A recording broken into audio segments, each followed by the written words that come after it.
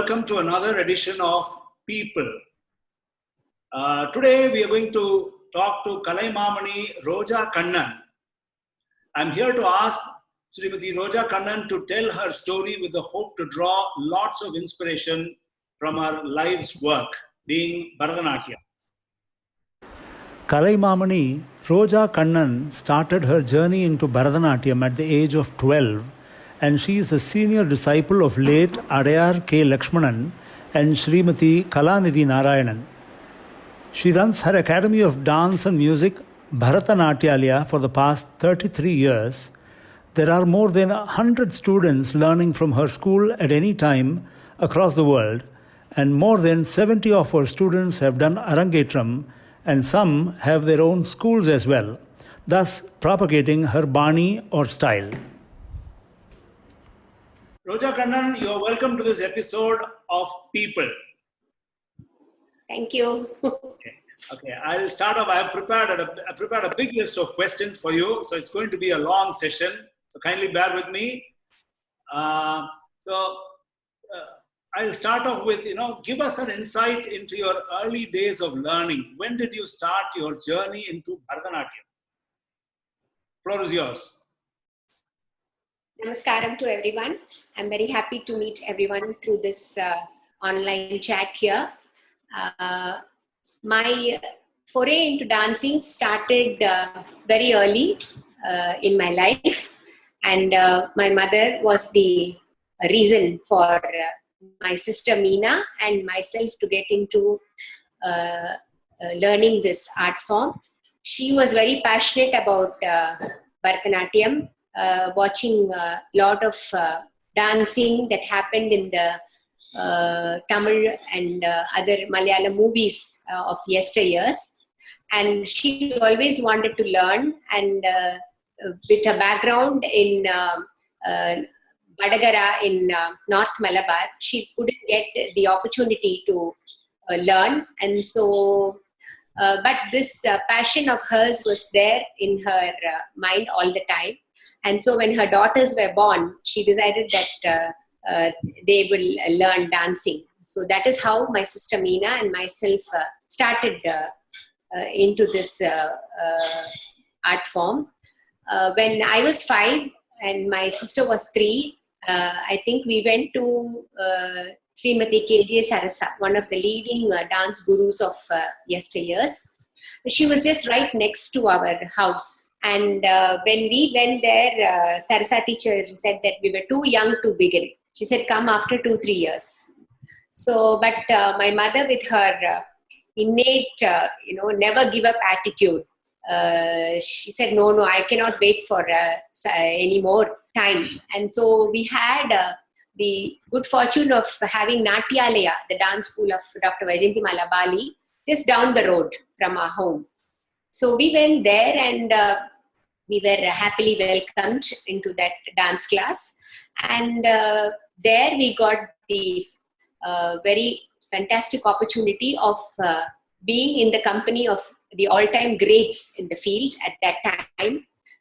Sri Adayar K. Lakshmanan, Kavi Aravindakshan, Madurai Krishnan, and Madurai T. Sethuraman, Trichur P. Ramanathan. So these were all big names at that time, and they were all part of the faculty at Natyalaya, the dance school of Dr. Vaijayanthimala Bali. So we started our classes there. And Vaijayanthimala Bali's party, Srimati Yaduguri Devi, she was the overall administrator of the dance class, and my sister was her favorite, and we had a very fun time in the dance class there, and it was like going to school and coming. We also went to dance class every day and came back. So that is how our journey started in this field. Wow. So when was the Arangetram? Which year? Arangetram. Arangetram, yes. So our learning continued. I'm talking about 1966-67. So it continued for about 5-6 years. And then in 1972, we had our Arangetram. And at that time, we had shifted from Natyalaya because Natyalaya was closed in Chennai. And Dr. Vaijayanthimala shifted to Bombay because she got very busy in the Hindi films at that time. So we shifted our learning to Bharatiya Kala Bhavanam of Kavi Aravindakshan. So we started continuing our learning there. And Adyar Lakshmanan, Kavi Aravindakshan were all contemporaries in Kalakshetra. So it was not a big change for us. It was just a smooth transition from Natyalaya to Bharatiya Kala Bhavanam.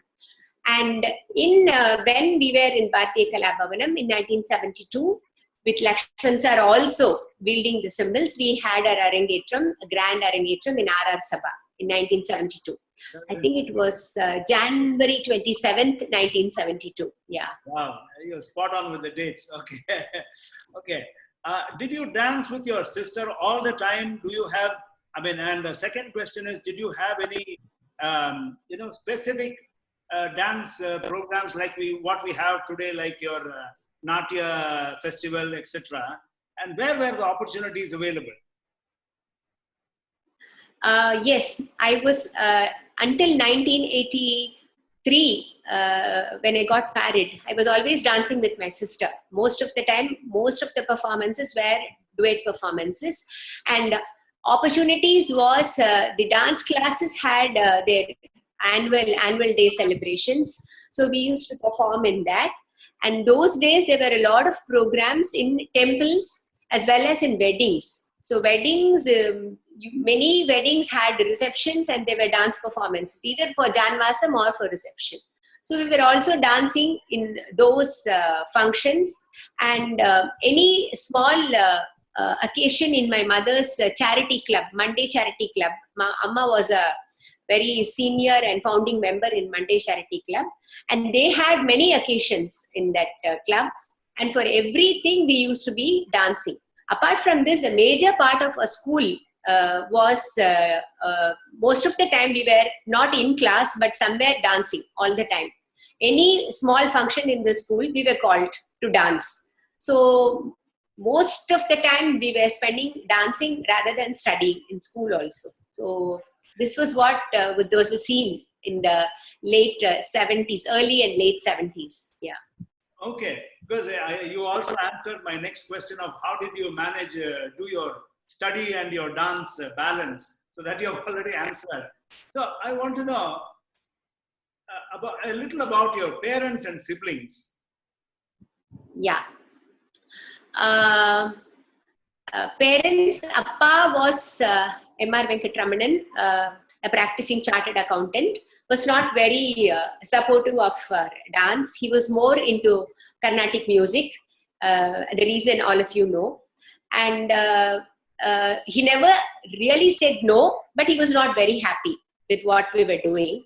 But my mother was very strong, a personality, and she just saw to it that we never gave up on our dancing. We could even, escape from the music classes, but we could never escape or take off from our dance classes. So that was how pushy she was when it came to dancing. And of course, my brother was never too involved in it and never too interested in it. I don't know why, right from the beginning. Even for our performances, he hardly ever came. In fact, you people have come more and watched our performances than my brother. Somehow he never got into that mode at all. And my Palakkad Ammamma was very, very proud of us dancing. And at every occasion, she used to proudly introduce us. Nenoda Peti va, Nanna dance adva, periya dancers. You know, she took great pride in introducing us as dancers. Father's mother. Palakkad Ammamma, yeah. Appa's Amma. Okay. Yeah. Unlike her son, she was very happy that we were dancing. And I think in our family, we were the first ones to take up to dancing in Rama Bhagavathar family, I think. Okay. Amongst the granddaughters, I think we were the first ones to take it up, I think. And the reason that Ammamma was very proud, I mean Palakkad Ammamma was, they had this connection with the Venkatakrishna Bhagavatara, Kadakali Padams, the one who who wrote the first Kathakali Padams. So that connection was also there. So she was doubly proud that we took it up. And the second part of your question about studies, it actually never mattered to us at all. We could find time for everything. Every day, it was a ritual going to dance class, coming back from school, and by 4:35 we were in dance class, and for almost 2 hours we will be there till 6:30 or 7. And then we used to walk back home. It was always walking. We went by walk and came back by walk to Annamalaipuram, or sometimes we take the Pallavan bus. And we came back home and showered, and we had time more than an hour or so for our homework, and then dinner and the routine. So it was never an issue for us. And because of our dance, we used to miss a lot of classes in school. Because we had to go out for this occasion, that occasion, dance practice and all that. Even then, we coped up. And in fact, my sister got a double promotion. She did not study second standard.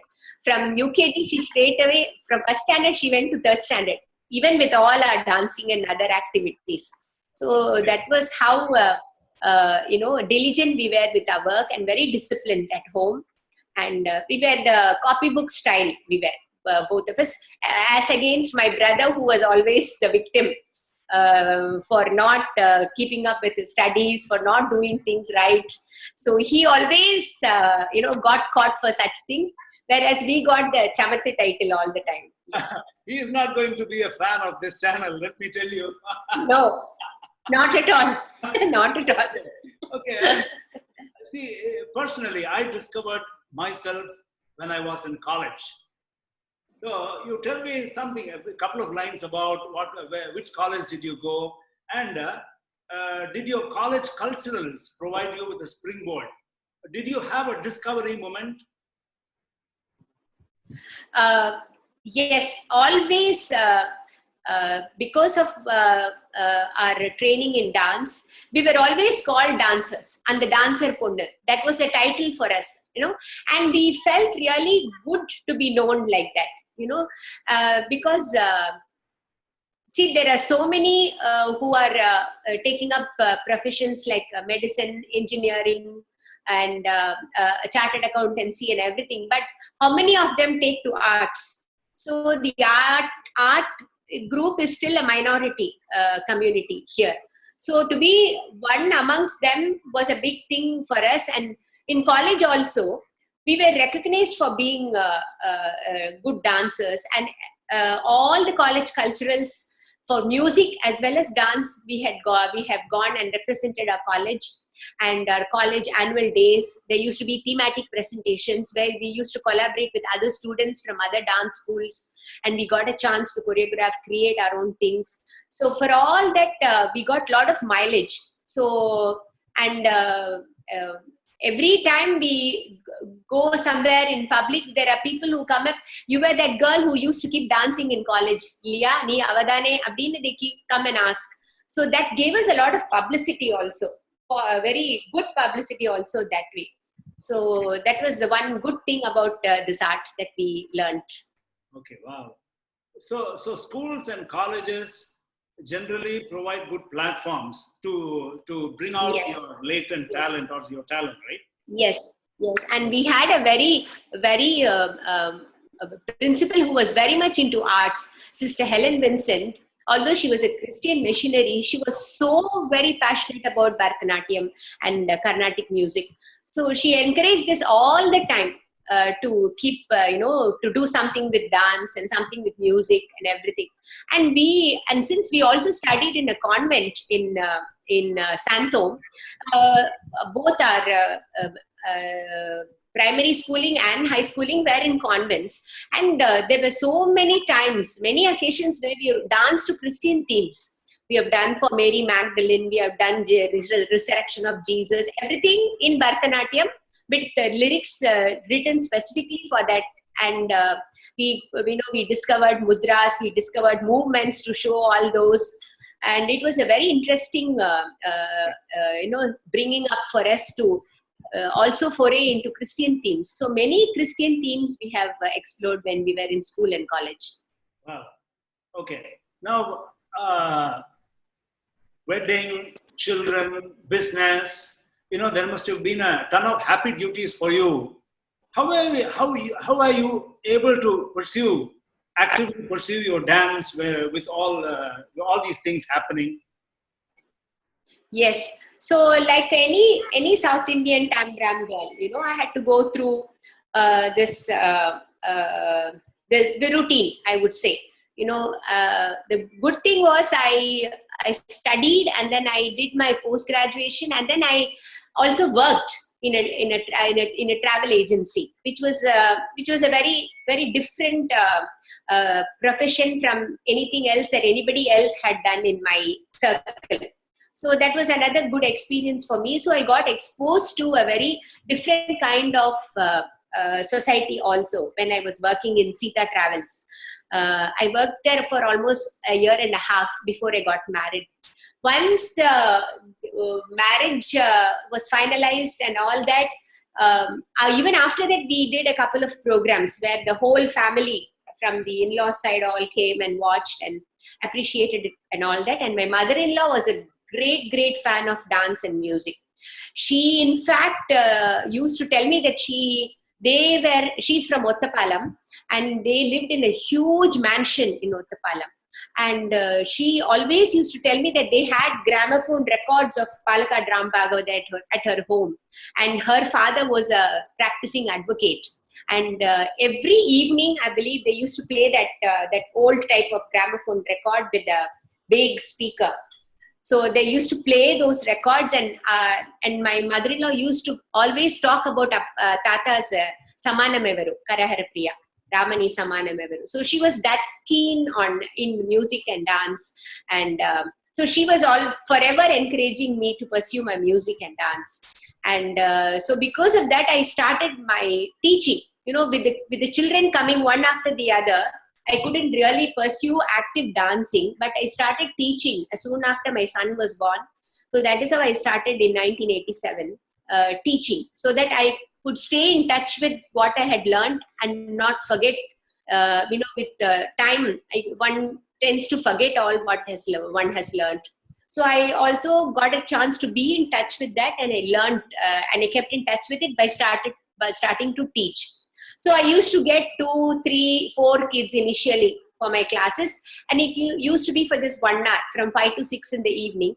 And my husband also cooperated with me so much that at that time he will take the kids out to play, either to the beach or to the park, and keep them engaged for 1 hour, 1.5 hours till I finished my class.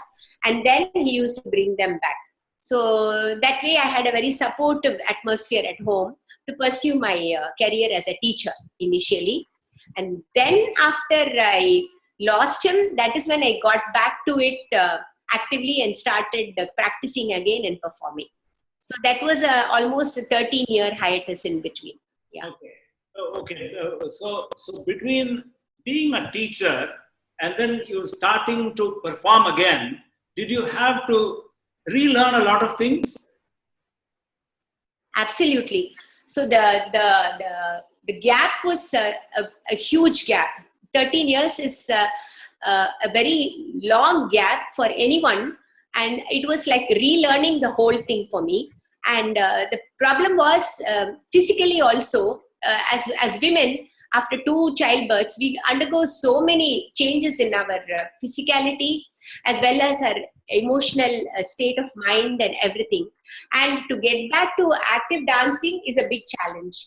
And it took me 2 full years of classes every day to even manage to do one item, maybe 6-7 minute item. So it took me 2 years to get to that level. So I had to start right from the scratch, right from my initial Adavus, right from the first series of Adavu. I had to start from there, and then gradually build up on my stamina. And then after 2 years, I could think of performing an item. So it is that difficult when you leave a gap and start again. Yeah, my guru. For that, I would always place on record the immense support and encouragement my guru gave me. Every day at 9 o'clock, he will be waiting for me at the class. I will go late, but he will be ready there, and every day he encouraged me, gave me, boost. Like he will talk, give me that boost up talk, don't worry, you will be there, you will get it. நீ பண்ணினது தானே, இப்போ கொஞ்சம் மறந்து போயிருக்கு, அவ்வளவுதானே, இப்போ உடம்பு அதை மறந்து போயிருக்கு, it will get back. So he used to give me that boost talk every day, so that brought me back into the field again. Yeah. When you say Guru Adayar K. Lakshmanan sir. Yes, Adayar, because Kavi Aravindakshan, with whom we were and with whom we did our Arangethram, he shifted to Trivandrum with his family. So because of that, we automatically went to Lakshman sir, Adayar Lakshman sir, because he was the one who was there with us right from the beginning. And the only problem why we didn't go to Adayar Lakshman sir initially was because it was Adayar, and Aravindakshan sir was in Annamalaipuram, which is closer home for us. So we could walk to that class, but Adayar na bus ettin pono. So Amma preferred to us to be closer home. So that's how we went to Aravindakshan sir. Okay, that is the only difference. But otherwise, the learning process, everything is the same. But you just going back, your husband was in business, right? So yes. I think you were also taking care of that business. What happened to that business, and what did you do with that, and how did you manage your yes life? So what happened was it was an engineering business, and I had absolutely no clue about what it was, because I was not from an engineering background, and I was basically not very interested also, adiyum sollano, and I didn't bother to learn anything. So when this suddenly happened, and this from a bolt from the blue, and something had to be done with the business, because it was a running business with orders, pending orders to be executed and all that. So with the help of my brother, and we found a place, and we could manage. The workers were all there, so we could manage to continue. And I could for 2 years, I think I went to the factory, I sat, and I was only doing administrative work, and I had people to take care of the other things, and we managed to complete the orders and finish all that. The pending orders were all done. And of course, Chandra, my brother Sriram, was there to all along to guide me, because he was into that area of work. And then after I finished the orders, everything, I decided to not continue with it, because it is not my cup of tea.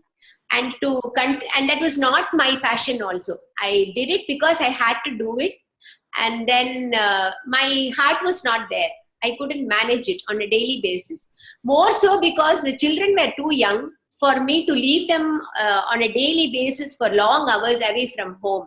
I had to leave around 8 o'clock in the morning, and I used to come back at 7 or 8 in the night from the factory, and the children were totally lost. My mother and my aunt were all there to look after them, but still it was a huge burden on them to be left alone at that time. So I felt that was more important than taking care of the business. So I just totally shut shop and closed it. That's it. Yeah. Now coming back to Bharatanatyam, I thought that you switching from a standard margam to a theme-based dance was, I think that was the best decision that you could have made. And also, one more thing happened is, only when I started to watch theme-based productions, I could, as a lay person, I could appreciate what was happening on the stage and about the art itself. In fact, I remember one show where I think last year, there was a Katyakari on the stage. I don't know what production is that? Which one was that? Thirumailai Kuravanji. Thirumailai Kuravanji. She was a riot. Okay. When and how did your theme-based production start?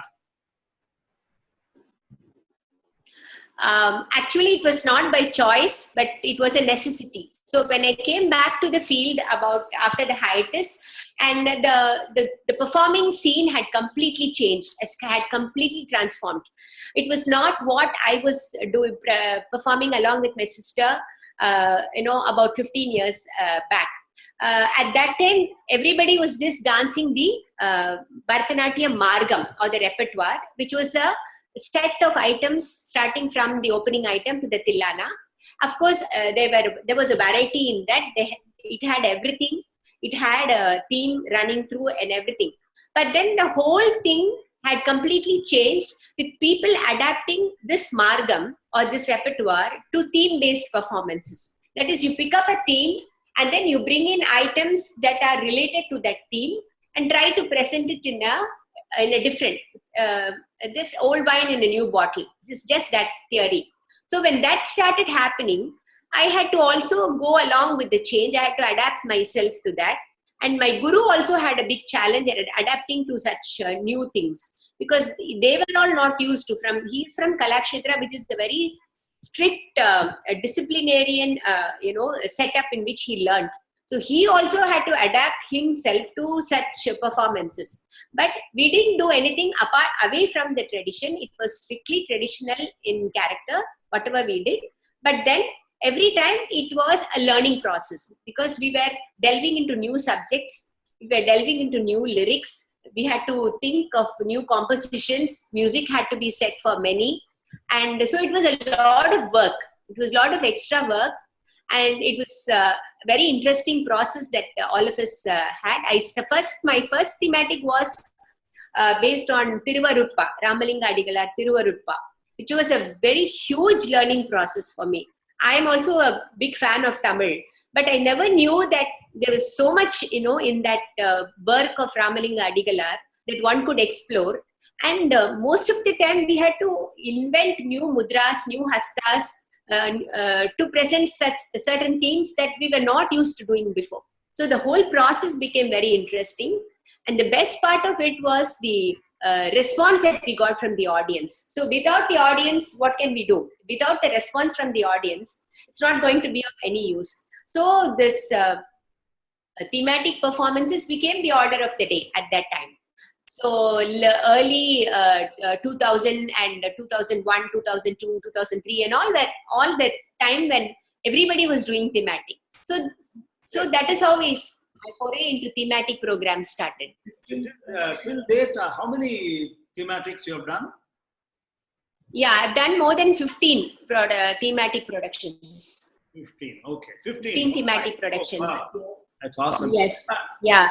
And the most important thing is, I always wondered, just enlighten me on this. I always wondered, when you do a vocal kacheri or an instrumental kacheri, it's more of a controlled environment. There are not too many variables. But now let us take, for example, a drama like R.S. Manohar's historical dramas. There are too many elements into it and too many variables. I saw as much complication as in an R.S. Manohar drama as in your productions. So how did you manage all those variables on stage and off stage? It's a lot of work, Hari. You have to really be at it. Like, for example, I had a thematic production on Upanishads, which was a commissioned work. I was commissioned by Natya Rangam to do it. So the challenge was to take up all the Upanishads and bring out the essence from the Upanishads. The Upanishads as such is a very, very vast subject. And to bring it into an interesting performance of 1.5 hours, 90 minutes, you bring in the essence of all the Upanishads is the biggest challenge I've ever faced in my life. And it was a work that took me almost 8 to 9 months to get some shape for that performance, So it's a lot of work. It's every thematic production takes a lot, right from the time the idea is germinated in your head to even get a shape to what it is going to be and to make it interesting, to make it audience friendly. Because if you don't bring it out in a way that it reaches the audience, they'll just walk away. And in India, there is no discipline in the audience. Like, you have to wait for the performance to end and go. And even in the middle of a item, people just walk away if it's not interesting. So all these have to be thought of before you present something on stage. How to make the audience sit and wait for more. See, one thing about a theme-based performance that I have seen all over is if you miss the beginning, you have missed the show. And if you don't end up waiting till the end, you don't really you get to enjoy the full story. That much I have seen. Yes. Yes. Okay. Yes, yes. There are a few lighter things I wanted to ask you. You know, every dance recital I see is sort of high intensity workout. So, do dancers require any special exercise regimen, any workouts? What kind of injuries you get? See, why the problem started in the late, I would say, 80s, when dance classes became twice a week or thrice a week instead of daily classes. So when we were learning, it was a daily affair. Every day, that 1 or 2 hours of active physical exercise we got. And more than that, it was not only just going to the dance class and dancing, it was walking to the bus stop, taking the bus, then from the bus stop to the dance class, walk again, then again come back. So that exercise that we had was all lost when the two-wheelers came in, when the cars came in, car with driver. So the children don't have any other physical activity. So just that 1 hour in the dance class that they get for 2 days in a week is not enough at all for them to maintain their stamina, especially. So that is why of late there are many cross training that is happening with many of the dancers, and it's become a necessity now. So even for me, since I don't get to practice every day, I need some cross training. So somehow yoga has become my mantra for good health. So I am sticking to yoga. So there are many others who do many other things to keep this stamina in them, constant, because otherwise you should have, of course, there are many tools now. You have online classes, you have recorded Adobe sessions, everything you have. You should be that much, pushed to practice on your own every day. Otherwise, it is a big challenge to maintain yourself physically with the current lifestyle. Do you have any special diet or something? Diet in the sense, I'm a foodie. I love to eat. So and I have a sweet tooth also to top it. So, but I have to really be careful with the fat content that I take. So it's not that I avoid anything. My principle is eat well and exercise well, burn it. So that is my principle. So I don't want to give up, because you only live once. That's what I feel. So you better live well, eat well, and then exercise well and burn it well. That's it. That is my mantra. Yeah. Okay. Coming back to Bharatanatyam, do you stick to tradition or do you do innovation? I actually am a very stickler to tradition. I am not too in for the lot of changes that are happening, but I feel you have to innovate within the tradition, because otherwise you will be, kept like a museum piece. You will not be able to relate to the current generation. So I also innovate, but that innovation also happens within the tradition. That I am very strict about. Even when I do new choreographies for my students, there's one thing that I always insist on is, we discover new movements with our body, we discover new adavus with our body, but nothing should cross that line of what they call it as auchityam. That line has to be maintained all the time. And once it goes to the other side, then it is not anymore pleasing or aesthetic to watch. So that is my very humble opinion. Okay. See, I just finished an interesting Tamil inscription episode, 21-part episode with Professor Madhusudanan Kalaiselvan. He's an expert in our cultural heritage. From the programs I made with him, I understood that there was a fertile, what I should say, an ecosystem available at one point in time for dancers. Now, that kind of funding ecosystem is not available. So, how much financial hit do you take? I mean, in terms of how much strain do you take financially? Yes. Yes. I mean, Actually, it is. vis-a-vis the expenses that you do on your costumes, your preparation. If it's a team-based work, it's much more. And then, how do you recover the costs? It's always a mismatch. It's always a struggle. That's the problem with this field, actually. And to get a foothold of yourself in this field and to establish yourself in a position where the art will take care of you, it takes a very long time, at least 3 to 4 decades of your sustained hard work, without which you cannot see any results. The main reason is because the proliferation of dances, there is too much of supply, too much, but the demand is not on par with the supply. So the demand is there is too much, so there is no way that this is going to be matched. So it's always the best who survive, or the one who can stick to it for longer will survive, and the one who is who's able to work her things through, those are the people who survive. The others just give up halfway and pack up and go. So it is a big challenge. There is no match at all. So you're saying good, rich content as well as ability to be street smart. Yes. Here. Yes. Okay, my next question to you is, you would have had a lot of bright students over these years.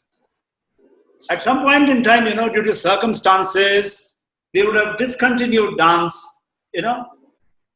I'm talking about really promising students who would have discontinued at some point in time.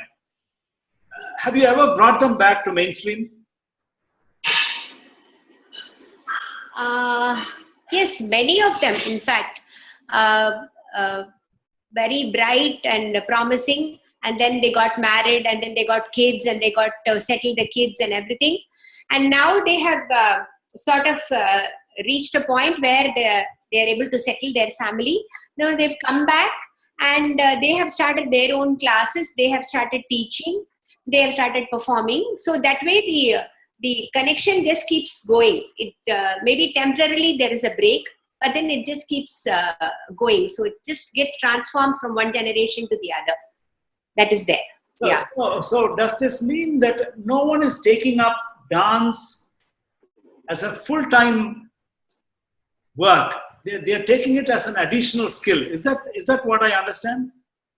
There are many who have taken it up full-time also. There are many, but the thing is, they all qualify themselves first. Educationally, they all see to it that they are qualified. So anytime they can fall back on something. So they have, all the kids these days are very smart that way. So they are multitasking. So I have many students who are all pursuing full-time engineering courses. At the same time, they are doing their post-graduation in fine arts. That is, they're taking up dance as a post-graduation. So by the time they come out of their engineering, they will have double degrees with them. So they're also qualified in dance and also a qualified engineer. And nowadays, there are many options open for students to take up dancing as a profession in teaching. So there are many who take that up also. So they are equipping themselves for both. So they can either go for the engineering stream, or they can get a job as a professor in an arts college for teaching and everything. So that is also happening. So the kids are doing both these days. That's one thing. Yeah. Okay. Now I'm going to ask you a fun question. Is there a favorite salangai or a favorite jewelry, which you prefer to carry in all your important programs? Yeah, I have a favorite habit. Yeah, I have a favorite pair of chalangais, which I feel most comfortable when I wear. Although many of the bells have fallen from that, I still repair it and then try to keep that as my, because I'm also sentimentally attached to that salangai. Okay. So I have. Okay, everyone has a quirky habit, right? Okay. Now, I remember in 2011, there used to be, this Chennai Sangamam, which used to be conducted across all parks. It was a fantastic thing that happened. No? I used to see all those folk arts, all those Poikal Kudra, drums. It was really fun in the evenings. Now, I have seen you dance at, I don't know which park. That Natation Park. Natation Park, right. Bharata Samudayam Varave. Yeah. I have never seen such a huge crowd rooting for a Bharatanatyam artist. That was something that blew my mind out. It was like that, I had to go back to that Sindhu Bhairavi song, Cherikkum Sera Veno, Adukkum Paatu Padi, Appadinu Solli. When she sings, she says, let it appeal to the grassroots people, let it appeal to commoners. Like that. Well, similarly, what other programs you have done that were appreciated by ordinary people like me? See, I get such crowds when I dance in temple festivals. Oh. So this sort of an experience I have got when I danced in Srivilliputturu for Adipuram. We had gone to Srivilliputturu. So there it was a massive crowd. It's just simply massive. You can't even see, you can just see heads. It's like that massive. And nobody ever moves, and all the performances start after 9 o'clock in the night. But still, you have such a captive audience in a temple. And there's not, it's not the best of stage, not the best of audio, not the best of lights. With all this substandard things, but still you manage to reach your audience. And there are people coming and mobbing you after the performances. And this happens even in our Natyanjali circuits. When we go to, for Shivaratri, we go from temple to temple for Natyanjali. So on a single day, we do 2-3 temples, we go from one uru to the next, one town to the next, like that. So even there, Natyanjali performances are a rage because of the audience. Wherever you go, whatever time you do, even if it is at 1 o'clock in the 1 a.m. in the morning, early morning, there will be a crowd sitting there and watching you. Oh. So that is the beauty of performances, dancing in temples and festivals like these. So when you go to down south of Tamil Nadu, your programs essentially will be Tamil songs, is it? Yeah. Tamil. Yeah, we do. Yes, because I'm very careful in choosing. The programming is very important for a dancer. It has to suit, and you have to think about the audience that are going to come that day for your performances. So what will sell during a December season festival program in Krishagana Sabha or Brahmagana Sabha will not sell in a Natyanjali crowd most of the time. So you have to sort of rework your items to suit the audience. Otherwise, it is not going to reach them. So that is a very most important aspect of programming. Okay. Can you tell me something about a little about your school? And I also want to know this Nattuangam and songs. All those go along. Do you also teach them in your school? See, singing for dance and doing Nattuangam for dance is a very different ball game. Not everybody who dances can sing, and not everybody who dances can do the Nattuangam. So you have to actually specially train for it. And you should have a year for Talam for that. Otherwise, it is very difficult for you to handle the Nattuangam. Because the Nattuangam it's just two. You just have one on the left hand and one on the right. And with that, those two, you have to bring the whole Talam under your control. And the Nattuvanar, or the one who does the Nattuangam, is the one who controls the orchestra completely. So the Nattuvanar is the one who controls the Mridangam player to keep up the pace. Also gives cues to the vocalist as to what pace she should start singing. And so the role of the Nattuvanar is very important in a performance. And you have to train for it. Although in my learning process in my Adyar Lakshman Sir's dance school, we never really sat down to learn, But when others were dancing, when we used to sit down, sir used to tell us to take up the cymbals and start doing the Natwangam. He says, do it. Don't simply sit and watch.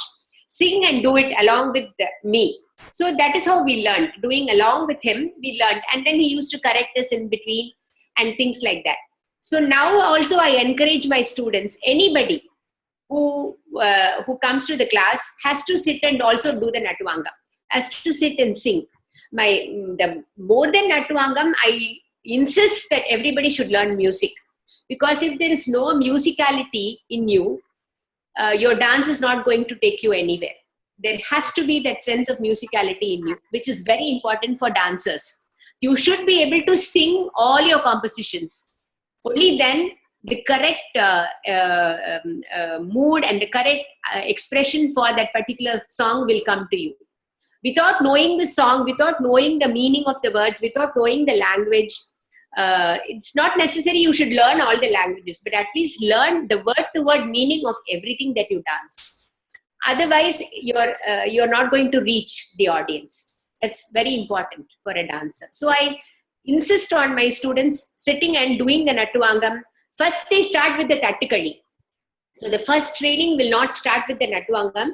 It will start with the Tattikadi, and gradually they will progress to the Natwangam, because in the Natwangam it's more challenging to get the faster beats.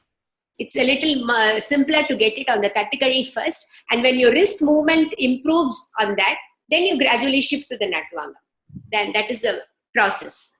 Okay. Now, this is a serious question.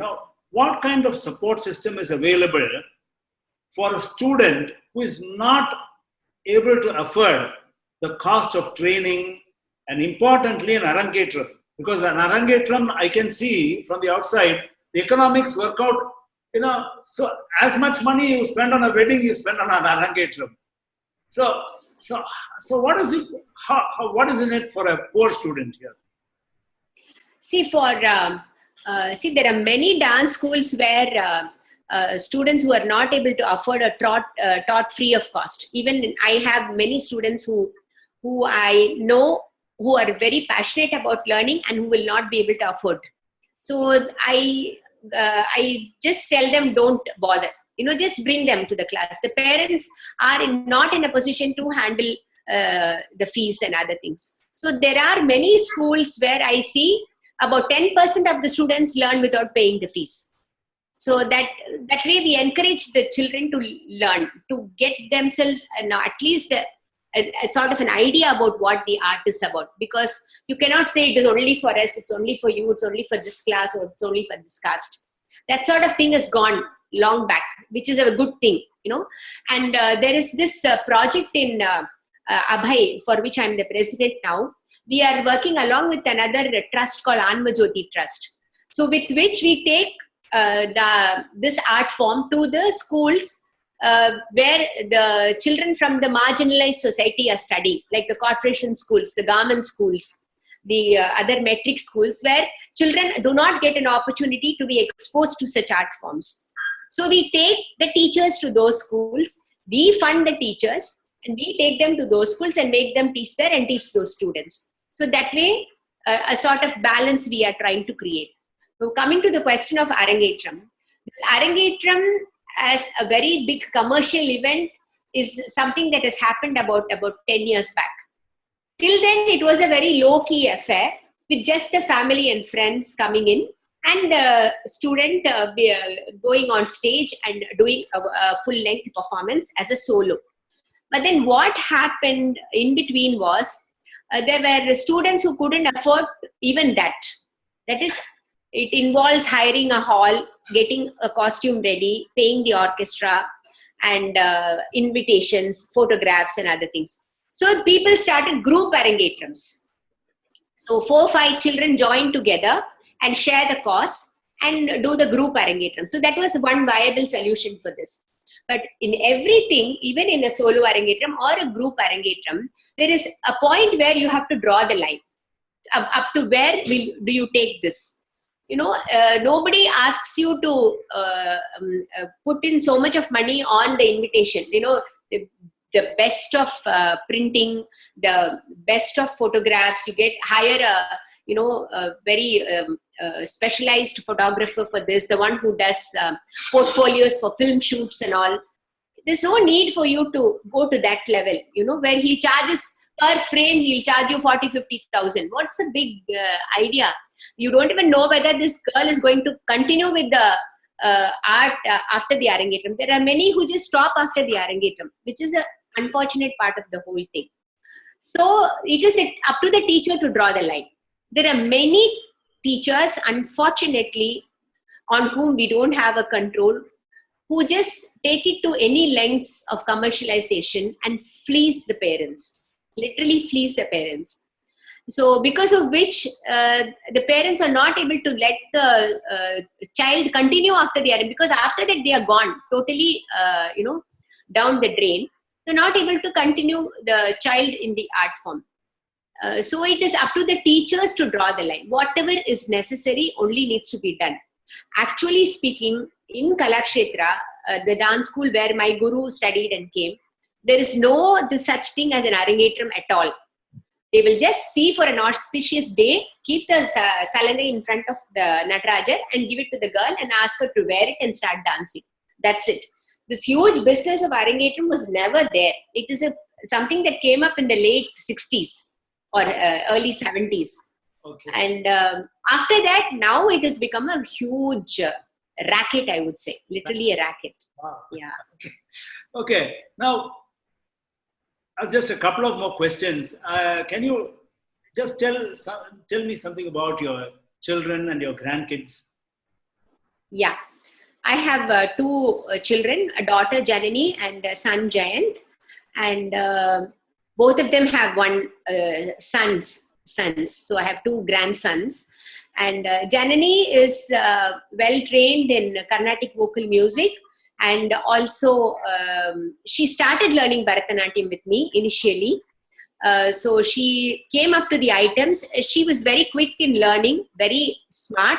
And she could not even getting up and dancing. She'll sit and watch and she'll learn. So she was that smart in learning. And the problem was the chemistry, the equation between us didn't work out well. So it was always a point where she said she knew everything and she need not learn it or she need not practice it and all. So I thought this is not going to work out. And so that is why I sent her to Kuchipudi, to another teacher. Why another dance style itself was because we had, Meena and myself, my sister Meena and myself had this urge to learn Kuchipudi from long back. We even went to Vempati Chinnasatyam sir when he was in T Nagar. Near where is it? Near G.N. Chetty Road, that road which connects North Usman Road and G.N. Chetty Road. In between that road, there's a Kalyana Mandapam. Next to that was Vempati Chinnasatyam Master's house, one of the greatest gurus of Kuchipudi he was. But then we were about 6 or 7 at that time. He said, "You're too young to start. You can come after 10 or 11." So then we got too busy with Bharatanatyam, so we couldn't learn it. And that is one of the main reasons why I put Janani in Kuchipudi. So Kuchipudi Arts Academy is where she started. And at that time, Vempati Chinnasatyam Guru was there. So she had the good fortune of starting off her Kuchipudi lessons with him. And she did very well. And then she did her Arangetram. In 2014, I did her Arangetram when she was in her 11th, I think, when she was in 11th standard. And after that, she performed many places, many sabhas. She was a natural as far as dancing was concerned. And she had a very tall frame and very graceful, which suited Kuchipudi very well. That was everybody's remarks after she performed, Her frame was such, and she was very expressive also. And Kuchipudi had a lot of drama in it. Unlike Bharatanatyam, Kuchipudi was more drama. And she suited that very well. And in fact, Indian Fine Arts Competition also, she won the first prize for Kuchipudi when she performed. And she continued after her child was born also. She continued, she gave performances here during the season.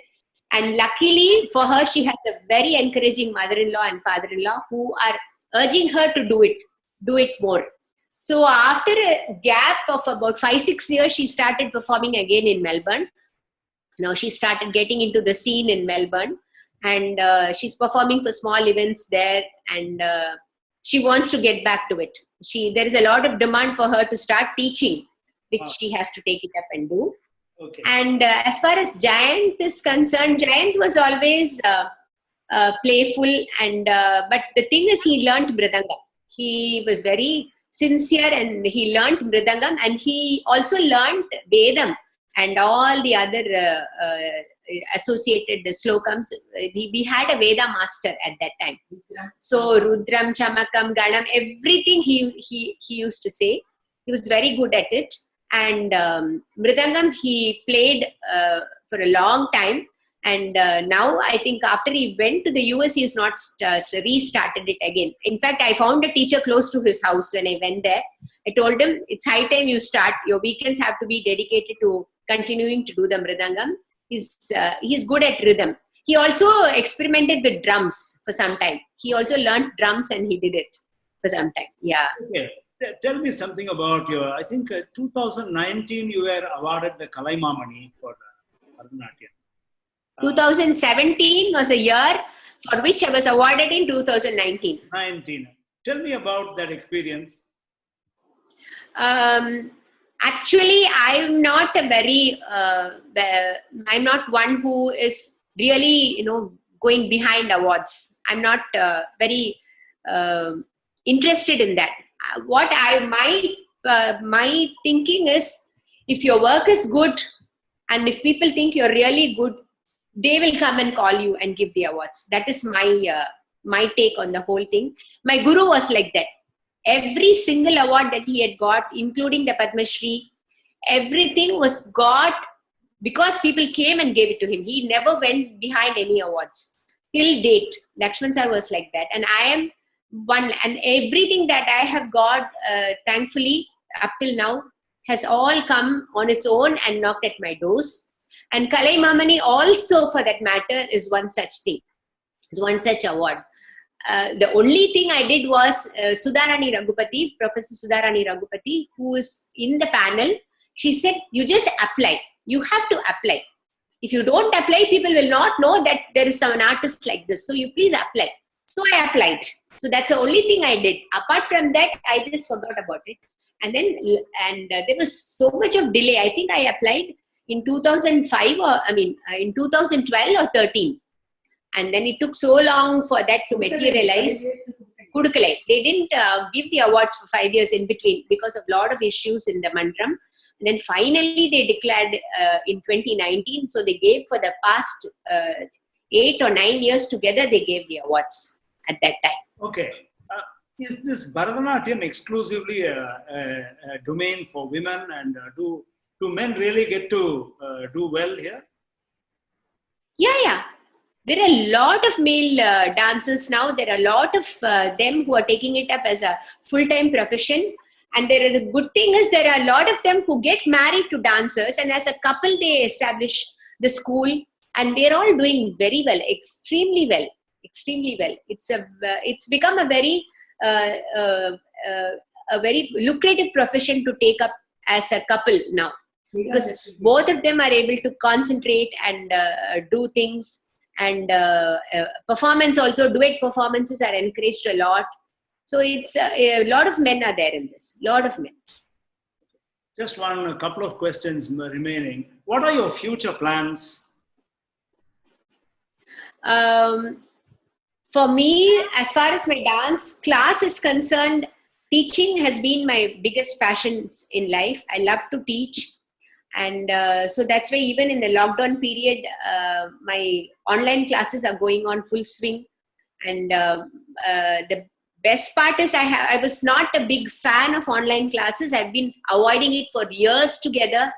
But then this lockdown situation has forced me into it. And now I have somehow got used to it. So the good thing is my students abroad, those in the US and those in Europe and those in the Far East, everybody is able to come into the class now. So all those who were out of the class for about almost 4 or 5 years because of their various studies and professions and other things, now all of them are able to come into the dance class again. and we are all having enjoyable sessions in that. So teaching will continue as far as I can think of, because I'm also learning when I'm teaching. Every class I teach, I also learn something. Every class there is something unique or something different that I learn, either from the students or from my own mistakes. I keep learning. So that's one thing that I won't give up. And currently, as from 2018, I'm serving as president of ABAI, which is the Association of Bharatanatyam Artists of India. This is the only association of its kind in the whole world for Bharatanatyam artists, the only forum for Bharatanatyam artists all over the world. And I have been a member of ABAI for the past almost 22 years. Since I got back to dancing, I became a member. And all the senior gurus of Bharatanatyam have been served as presidents in this association. And I'm very blessed to be in the line of all these greats of Bharatanatyam as a president. And at ABAI, we have, it's mainly a service-oriented society for the sake of artists, a unified voice for the artists. And I want to, I have a lot of dreams about getting ABAI recognized as the main only body of artists in the Ministry of Culture and the Sangeet Natak Academy, and places where it matters. And there are a lot of things that as artists we are lacking, like where other professions are better off. One thing is because it's still in an unorganized sector. The art and culture in government policies is still in an unorganized sector. So there are really no schemes by which artists are going to be benefited. If you take the case of the lockdown and the pandemic situation now, because of the lockdown, all activities in the field of art and culture have been stopped. So what happens to those artists who are earning because of performances, who are earning because of classes, who are earning because of tours to various places? So there is nothing to fall back on for them. If they have savings, they are saved. The people who are there without savings, they're all in big, very bad situation. For which, from ABAI, we have started this welfare fund, where we are collecting funds from our own sources, from our own resources, and trying to help these artists who are not able to take care of their basic needs these couple of months. So till the pandemic is completely wiped out, and till they are able to gain a foothold for themselves with the performances and festivals starting again, how are they going to survive? I heard that there are about 500 Nadaswaram artists without jobs because all the temples are closed, all the festivals have been cancelled, weddings have been stopped. Where will the Nadaswaram artists go and play? So there are 500 of them registered in the ELSA Natak Mandram who do not have any source of income. So those are the kind of artists we are trying to tap. One, Terikuthu artists, Karagatam artists, Tappatam artists. So all of them, they're all only performing in temple festivals. So when the temple itself is closed and when the festivals are not happening, and predictions are it is not going to happen for the next 2 or 3 months, yes, how will these people survive? And they're most of them illiterate. So because of their illiteracy, most of them do not have a bank account. Most of them do not know what it is to maintain a bank account. So we are dealing with such sort of people now. So from ABAI, my role as a president in ABAI is for me to see as many artists as possible be resurrected in this time of crisis. So that is what I have started. It is doing well. We are hoping to garner more funds. And thankfully, just yesterday, last night, Minister for Culture, Prahlad Patel, has made an announcement that from Sangeet Natak Academy, all artists will be given some aid as compensation to survive the pandemic. Some aid, all artists, irrespective of what they are practicing, irrespective of what their classical or folk or tribal art or whatever it is, they will all be given some aid. So which is a good thing, which has happened since last night. Hopefully it should happen soon, because many of them are really suffering without basic needs also. Wow. So my role as a president in ABAI is that as of now. Yeah. Oh, that's awesome. One last question. What is the message you want to send out to aspiring dancers? Yeah. Many a times I've been asked this question, and in fact, in last year's Natya Darshan seminar also, there was a session called Viewpoint, where they asked me, how do you rate yourself as a personality in the field of dance now? So for the youngsters who are into it, nothing will come overnight. It is a very long process. It's a long road that you have to tread, and it is not a bed of roses. There are so many n number of issues that you have to face, and n number of competition that you have to face. But there is always light at the end of the tunnel. That's what I feel. If you work hard and if you sustain in it, if you're able to sustain in it, and lucky if you're able to make the right moves at the right time, then you will be definitely able to achieve success. So you have to be at it. Don't give up easily. Be at it. And don't hesitate to ask. If you ask, you will get. If you go and pursue, including opportunities, you go ask for the opportunity. Don't think the opportunity will always come and knock at your door. People are not going to come and ask you, come and dance in Mesaba. You have to go approach them. You have to ask them. There is a modus operandi of doing it. Do it within that. And you pursue it, then you will see your results. So you have to be at it. Hard work, sincere commitment. Without those, nothing is going to happen. Okay. It was so nice speaking to you, Roja, today. And viewers, there is so much inspiration that we can draw from what I originally planned as a 40-minute interaction. Now it's almost twice the time, and it's worth every minute. I would want all those aspiring dancers and the people who are already pursuing it as a passion and a career to go into this video and understand whatever Roja is trying to tell you. And I hope this is going to work out wonderfully for every one of you watching this. Thank you so much, Roja. Have a great Thank you. Thank you. Thank you very much. And viewers, let's meet another day, another edition of People. Yeah, thank you very much, Roja. Bye. Thank you.